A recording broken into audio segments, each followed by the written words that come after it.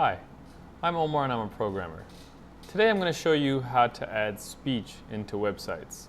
The easiest way to do this is to go to this website called vozme.com. Once you're there, you'll see a page that looks like this. What you want is to click on Webmasters, and that'll show you how to add speech to your website. It shows you a bunch of plugins, like for instance a WordPress plugin, a template for Blogger, or for Joomla.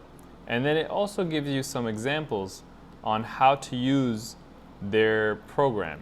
It's completely free to use. You can also use it on iGoogle Gadget, by the way.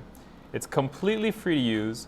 All you have to do is download it and follow the instructions, and you'll have speech on your webpage. I'm Omar, and I just showed you how to add speech to your website.